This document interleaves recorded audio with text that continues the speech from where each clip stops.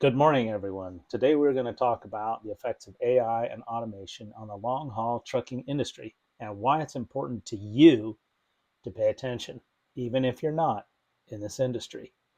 Okay, here we go. I'm going to introduce Amy. Hello, Amy. How are you today? Hello, Alan. I'm doing fantastically well. Thank you. How about yourself? I'm great. We're going to talk about the effects of AI and automation on the long haul trucking industry. Absolutely, Alan.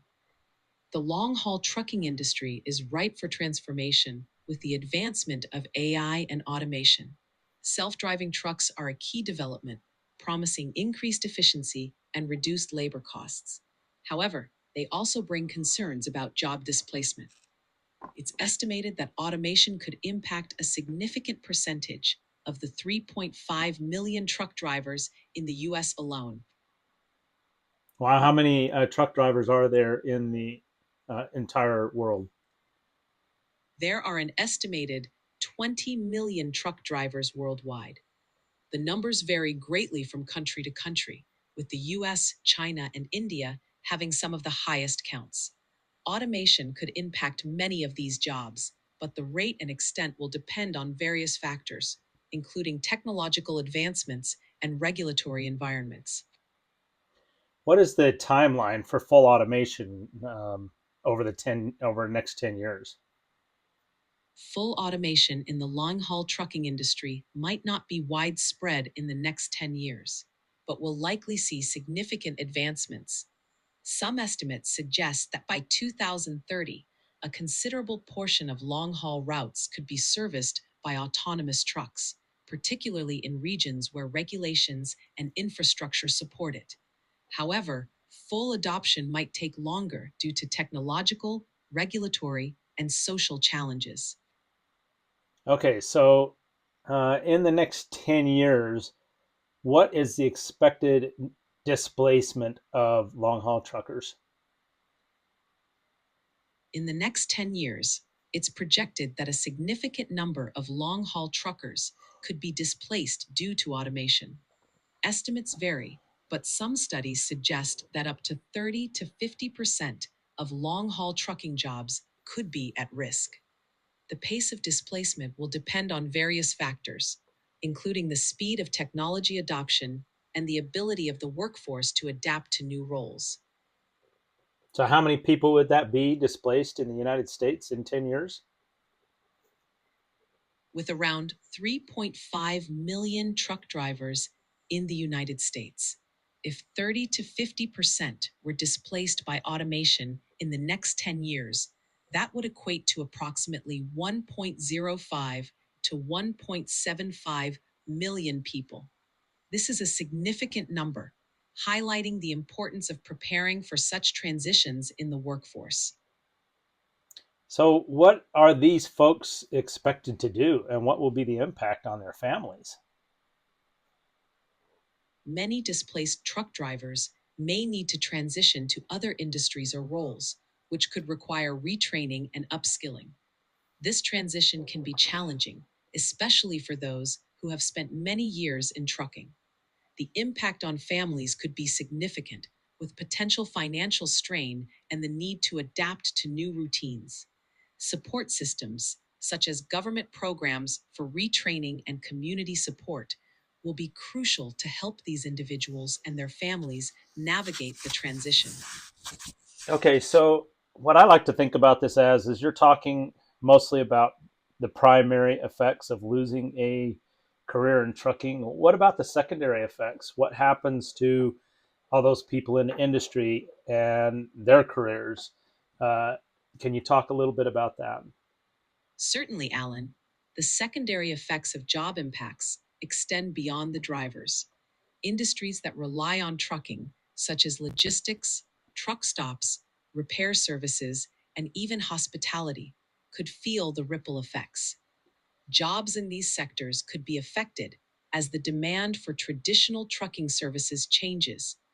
Additionally, communities reliant on these industries might face economic challenges. It's a complex web of interdependencies, and the transition could require significant adaptation across multiple sectors.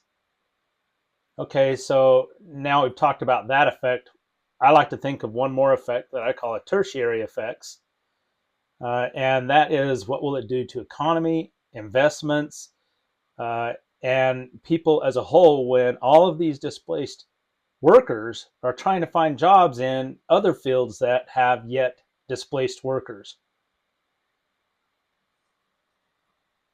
That's a crucial point, Alan.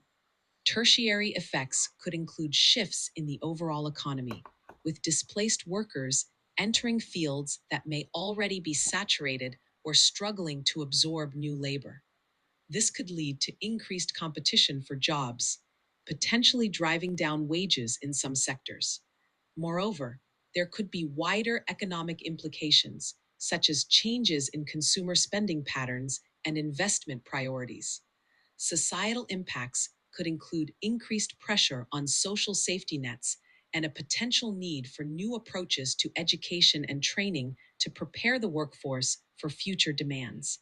It's a complex issue that requires careful planning and adaptation.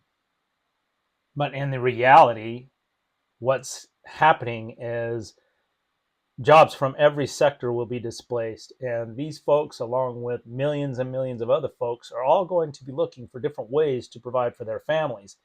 This is why governments are considering things like UBI to pay families. And uh, then we're going to have burdens in different ways of how does the government create enough money to pay everybody a UBI.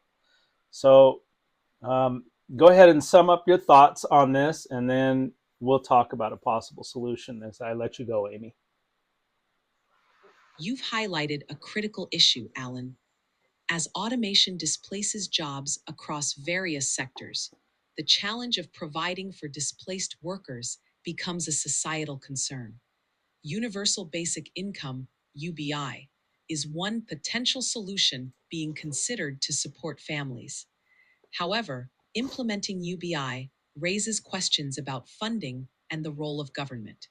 Finding sustainable ways to generate revenue for such programs will be a significant challenge.